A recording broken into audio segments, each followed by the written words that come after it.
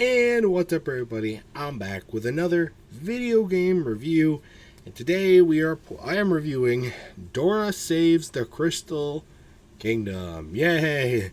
More shovelware, more children's shovelware, because the Wii was full of it, and we're doing another one. I don't even know when this game was released. I think it was like 2007, 2008 time. Like the Wii, PS2, all that stuff. It would be an app game today if that was a big thing back then. Let's make it real. But anyways, thank you to Aunt Pomeroy for letting me borrow this game. Or actually, we didn't really borrow the game. Aunt Pomeroy brought it over, and we both played it together because Aunt Pomeroy thought that it was multiplayer and we could play together. We never got to a multiplayer point, and I don't believe the game is actually multiplayer. But that's how it worked. We thought it would work, and it did not. So, but still gave me the chance to play it, so thank you, thank you, thank you. Alright, let's get down to the review, though. We got lots to talk about, so let's jump right into it, shall we? Now, first off, the game has like the same artwork frame or like frame for how it works. It's the same as the Diego Safari game. You want to check my review of that, go to the game reviews playlist, go check that one out.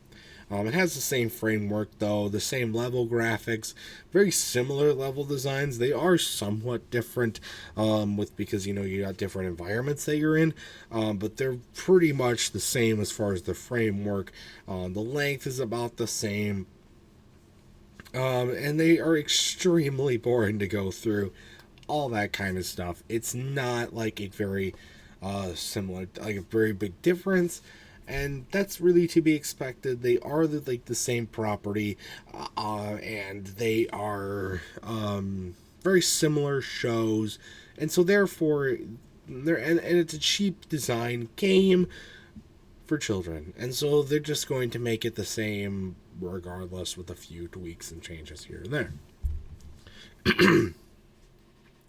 there. Boots in the game flat out just says crystal meth. I don't know how that got past development, but it did.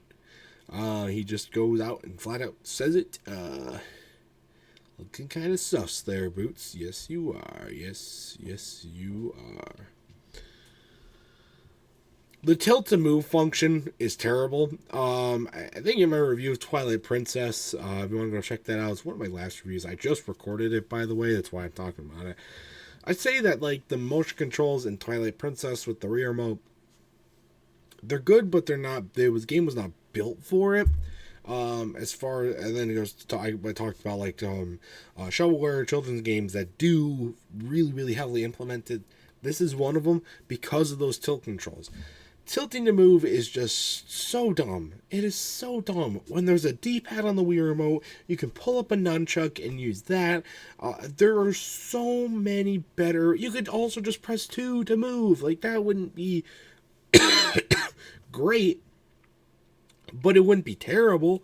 It'd be better than this shit. Because you tilt to basically move everything. If you're trying to select something, you gotta tilt to move from option to option. You gotta tilt to jump. You gotta tilt to do a bunch of all this other stuff. It just does not. It does not really make any sense as to why you would do that. I get you were trying to again push the Wii remote controls, but goddamn, they are terrible. They are terrible. Also, I was looking at this from an older person's standpoint, or I guess older compared to the age range this game was targeting. You're literally just robbing the place, which is crazy. I don't know how that kids wouldn't figure that out, but I did. I am a game expert. I figure all this stuff out. Also, what are some of these animations for like the tutorials on how to move the rear remote? Like, there's the one where you literally just go like this. What the fuck? Who thought that was a good idea? Or there's another one where you have to swing the Wii remote like this. We made a short on these, by the way. I'm gonna check those out, but you're just doing that. you put more effort into that than you do to make the game not tilt, move to control. Like, it doesn't make any sense. Why? Like, I understand that you were trying to push it, and it was still pretty early on in the Wii's lifespan, but not that early. Like, people had to know at some point that, yeah, if you're going to release this on multiple systems, maybe make it so that your control system isn't the worst one so people buy it less. You ever thought of that? Probably not, have you? I also cannot stress enough how boring this game is. I really can't. I cannot stress. It is just you are going from on the right all the way. You can move right to left, or it's actually left to right. And you're just gonna go from point A to point B. There's no points to jump. There's no points to mess up. There's no way you can fail. You just go from straight to one end to the other. Of course, if you want to get all the collectibles and 100% the game, which why anybody would ever want to do that, I have no idea. But you can do it, and if you want to do that, there's a little extra challenge with a little bit of backtracking, and a little bit of time precision movements to play through. But is it anything remotely difficult? No. And also, it's just fucking pointless. It's pointless. It just makes... It's not a bad design, but it's just terribly boring, and you don't want to play more of it. Because especially some of these levels, you can go for a while, especially if you're trying to collect all this stuff. It can go on for like 15-20 minutes. That's a long time for one level in a game, especially a game like this. It doesn't make any sense.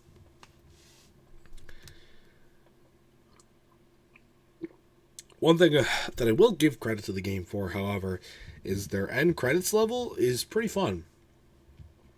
That's a surprise that they put more effort into the end credits stuff than the actual game.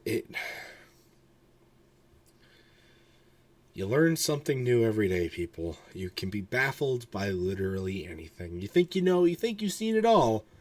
Something new comes along, and you're right back to the baffled ones that you once were. So that's all I got to say about this game. It's not great. My final score, this is an easy 4 out of 10, and that might even be a little bit generous. It is just super boring, super bad designs, and just a lot of weird, unnecessary stuff that they put way too much effort into, compared to what they did for the main game. So that's going to do for this review. If you ever played Dora Saves the Crystal Kingdom, I'd love to know your thoughts about it in the comment section down below. Did you actually save the Crystal Kingdom? Or did you not?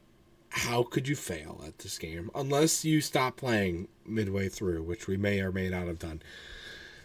That's also going to do for this review, though.